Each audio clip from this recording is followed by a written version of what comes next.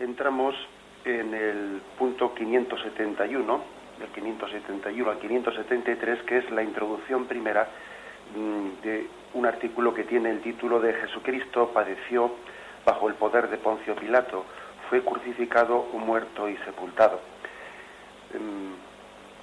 Pasamos unos puntos que eran resumen del artículo anterior, ya que creo que si comentásemos lo que son los puntos que resumen la explicación anteriormente que hemos hecho, pues evidentemente estaríamos repitiendo lo que antes hemos explicado de una manera más amplia. Por lo tanto, sabéis que el catecismo, después de haber explicado más ampliamente pues los artículos de fe, luego tiene unos pequeños puntos en los que resume lo dicho. Bien, nosotros no vamos a comentar los puntos de resumen, como he dicho, para no reiterar más de lo debido, y saltados esos puntos del resumen, hoy vamos a comentar el punto 571 al 573. Los leo y luego los comentamos. El misterio pascual de la cruz y de la resurrección de Cristo está en el centro de la buena nueva que los apóstoles y la Iglesia, a continuación de ellos, deben anunciar al mundo. El designio salvador de Dios se ha cumplido de una vez por todas por la muerte redentora de su Hijo Jesucristo. La Iglesia permanece fiel a la interpretación de todas las Escrituras dada por Jesús mismo, tanto antes como después de su Pascua. ¿No era necesario que Cristo padeciera esto y entrar así en su gloria? Los padecimientos de Jesús han tomado una forma histórica concreta por el hecho de haber sido reprobado por los ancianos, los sumos sacerdotes y los escribas, que lo entregaron a los gentiles para burlarse de él, azotarle y crucificarle. Por lo tanto, la fe puede escrutar las circunstancias de la muerte de Jesús, que han sido transmitidas fielmente por los evangelios e iluminadas por otras fuentes históricas, a fin de comprender mejor el sentido de la redención. Pues bien, hasta aquí estos puntos del catecismo, que como veis no son más que una pequeña introducción a ponerse de una manera más escueta y más detallada a ver cómo fueron cómo tuvieron lugar los acontecimientos históricos de la pasión de Jesucristo. Pero y antes de adentrarse en ello, la Iglesia en el catecismo ha hecho una afirmación, la afirmación de que los evangelios nos dan la posibilidad, como fuente histórica que son, nos dan la posibilidad de ver las circunstancias concretas que allí tuvieron lugar. Bien, por lo tanto, esta introducción del catecismo nos da pie para hablar sobre la historicidad de los evangelios como fuente histórica, que es de lo que hoy quisiéramos hablar. Especialmente, fijaros, porque en estos puntos introductorios del catecismo se cita un punto de la Dei Verbum, que es un documento, una constitución del Concilio Vaticano II. Se cita el número 19 de la Dei Verbum. Lo vamos a leer, que es muy breve, y entenderemos por qué es importante hablar ahora de la historicidad de los evangelios antes de pasar a utilizar concretamente los datos que el Evangelio nos da. Este punto que cita el Catecismo dice: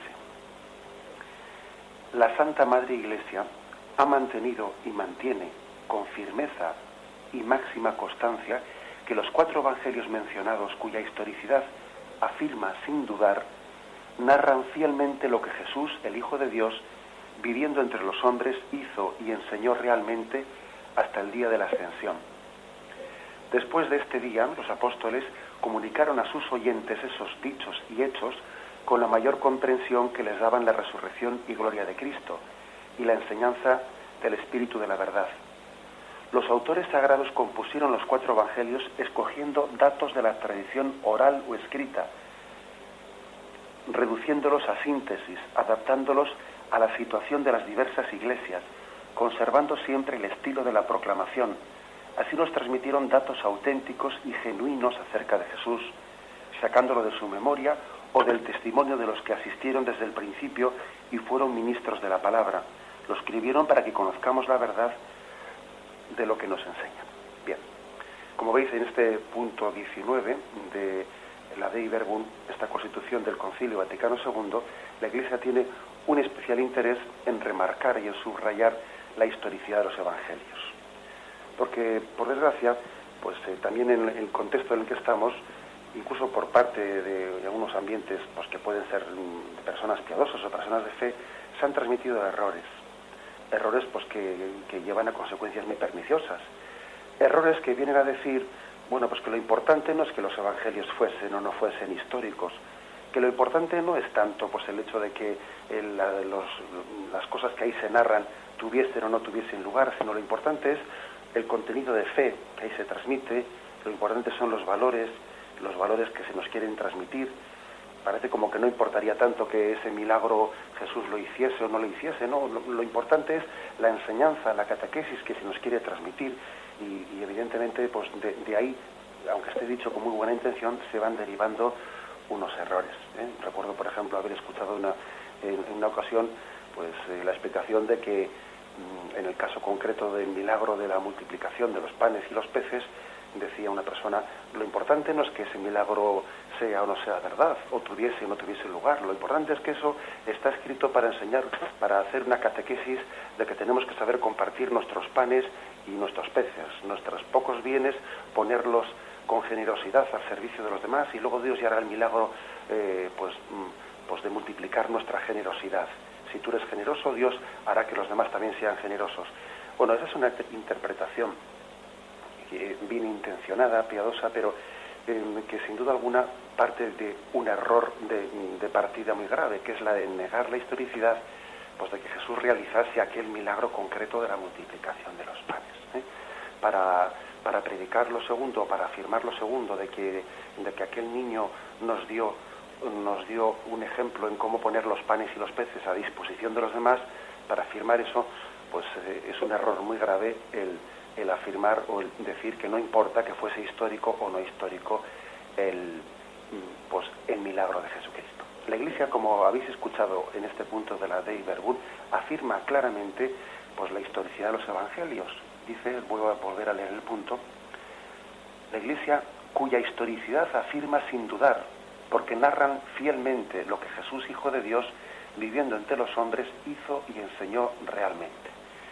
Bien, pues vamos a hablar un poco sobre esto, sobre la historicidad de los evangelios, intentando profundizar en ese tema tan importante. Este punto de la Dei Verbum ha hecho referencia a que los evangelios, antes de estar escritos tal y como los conocemos, durante una buena cantidad de años, pues ese contenido fue transmitido por predicación oral. Es decir, los apóstoles y los primeros discípulos fueron recogiendo dichos y hechos de Jesús en narraciones orales. A nosotros nos puede resultar eso más raro, pero en el contexto judío era muy frecuente la transmisión oral de la catequesis, por el hecho de que entonces no existía pues con el papel al nivel que nosotros lo utilizamos, no existían otros muchos medios de transmisión escrita, y se utilizaba, en gran manera se utilizaba la transmisión oral. Se recogían ciertos hechos y dichos en fórmulas de narración y se transmitían de generación en generación. Bien, durante los primeros años, durante los 20 o 30 primeros años tras la muerte, resurrección y ascensión de Jesús a los cielos, la predicación oral fue la primera y principal forma de transmisión de los hechos y de las palabras de Jesús. Poco a poco se fueron poniendo por escrito, pero no de un golpe, tal y como nosotros conocemos los evangelios, sino algunos hechos, algunas narraciones. Parece ser que la pasión de Jesucristo fue la primera parte de la vida de Jesús que fue puesta por escrito. De hecho, si os fijáis, está narrada con mucho más detalle la pasión de Jesús que la primera parte de la vida de Jesucristo. Y bien, llega un momento en el que los apóstoles están muriendo y comienzan a morir ya los testigos directos de Jesucristo, y entonces se ve la necesidad de dejar plasmado totalmente por escrito toda aquella colección de predicaciones orales o pequeños dichos escritos de Jesús. Entonces se ve la necesidad, antes de que desaparezca la generación aquella que conoció y convivió con Jesucristo, y se van escribiendo los evangelios, aparte que también son enriquecidos con las cartas de San Pablo, etcétera, etcétera. Hay distintas fuentes, algunos evangelios son escritos en un contexto más en el entorno de Jerusalén, otros evangelios son escritos más en el entorno de Roma. en distintos entornos culturales, pero poniendo ya por escrito todo lo que era la predicación oral. Esta es la fuente, esta es la primera fuente de la que han partido los evangelios. Y ahora es importante que hagamos la reflexión. Bien, ¿cómo podemos llegar a saber o afirmar claramente la historicidad de los evangelios?